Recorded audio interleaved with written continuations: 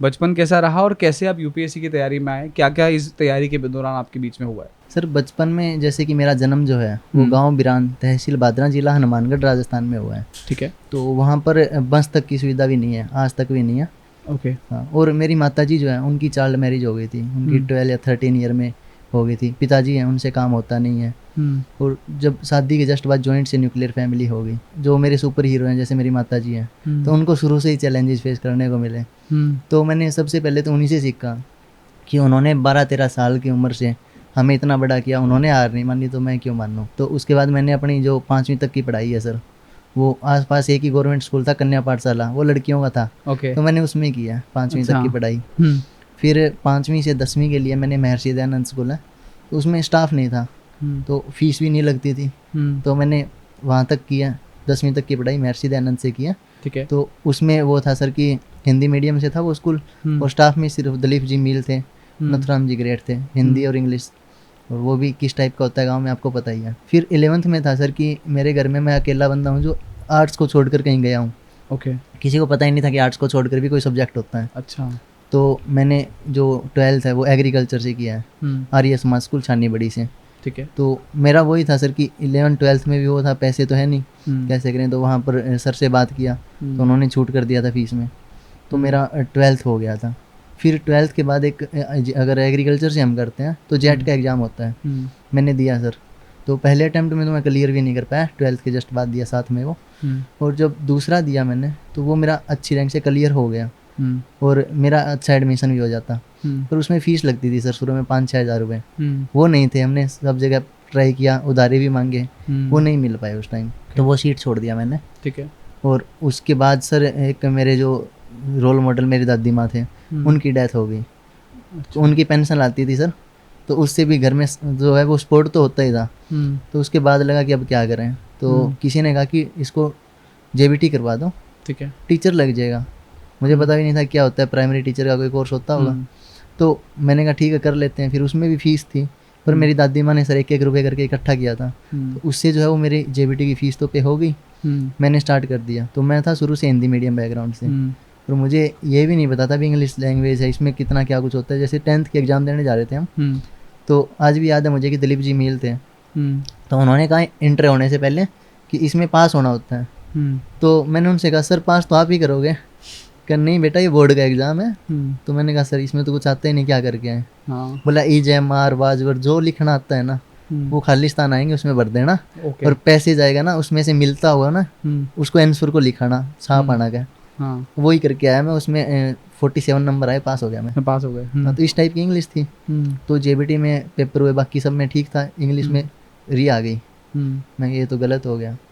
फिर उसके बाद जेबीटी सेकेंड ईयर में दिए उसके एग्ज़ाम, फिर से उसमें री आ गई। तो उस टाइम तो वो था सर कि बड़े गंदे थॉट्स आने लग गए कि अब अपन बोझ हैं इस पर। तो तभी मेरी एक दोस्त थी कोमल और पंकज, तो उनसे मैं बात करता था खास। तो उसने कहा कि अभी ICAR का फॉर्म फिल कर तू, तेरा एग्रीकल्चर में इंटरेस्ट है, पढ़ भी रहे तू, तेरा हो जाएगा। पर मेरे पास फॉर्म फीस के पैसे नहीं थे, तो उन दोनों ने मेरा फॉर्म फिल कर दिया। तो तभी फॉर्म फिल किया, उसके 2-3 महीने बाद एग्ज़ाम होना था। तो इधर से मैं घर वालों से झूठ ही बोल दिया कि मेरी जेबीटी हो गई, इवन मेरे बैकलॉग थी। तो मैं फिर वहाँ से घर वालों से मैंने कहा 2-3 हज़ार रुपये, 4 हज़ार रुपये जितने बन रहे हैं दे दो, मेरे को CTET की कोचिंग करनी है बुआ जी के पास रुक करके, सिरसा। तो मैं बुआ जी के पास चला गया वो पैसे ले करके, और मैंने IELTS की कोचिंग में लगा दी है इंग्लिश के लिए। हाँ, मैं क्या मुझे इंग्लिश इंप्रूव करना है। तो उसके बाद फिर वो ICAR का एग्ज़ाम हुआ, और एग्ज़ाम हुआ तो मेरा बहुत बुरा हुआ वो। ओके।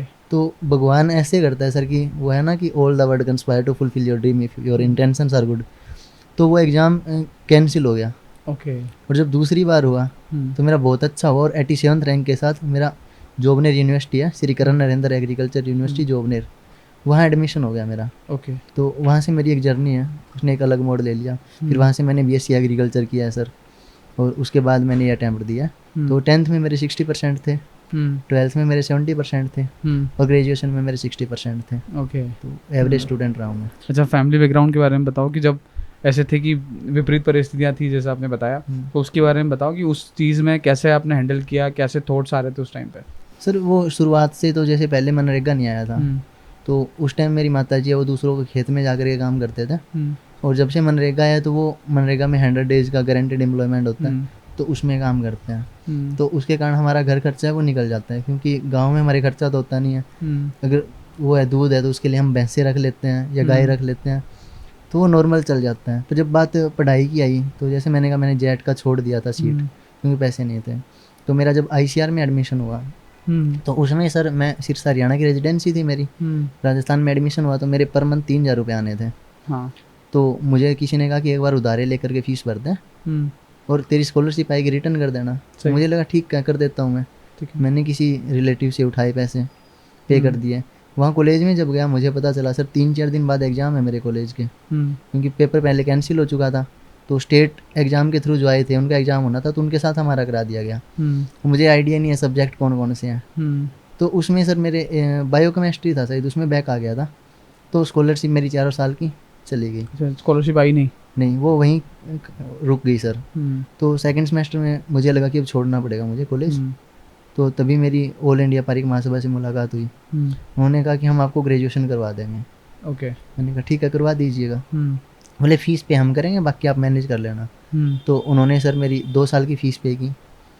फिर उनसे मैंने जब कॉल किया तो फिर वहाँ से भी रिस्पॉन्स आना बंद हो गया, कि उनको पता चला इसके बैकलॉग है। अच्छा। तो हाँ, फिर उन्हें लगा कि क्या कर लेगा।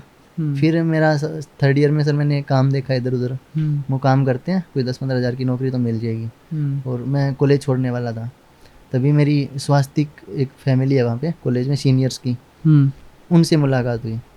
तो उन्होंने कहा थोड़ा सपोर्ट हम कर देते हैं। उन्होंने 1.5 साल की मेरी फ़ीस है वो पे कर दी। उसके बाद जैसे 4th ईयर था लास्ट सेम, तो उसमें मेरे दोस्त मदन कुकनार जो दोस्त लोग थे, उन लोगों ने मेरी फ़ीस पे कर दी और ऐसे करके मेरा ग्रेजुएशन हो गया।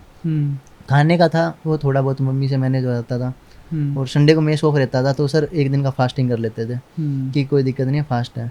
तो ये मेरा वो कॉलेज का स्ट्रगल था इकोनॉमी को लेकर के। IAS क्लिप्स की इस वीडियो को देखने के लिए धन्यवाद। मेक श्योर कि आप इन दोनों वीडियो को भी एक्सप्लोर जरूर करें।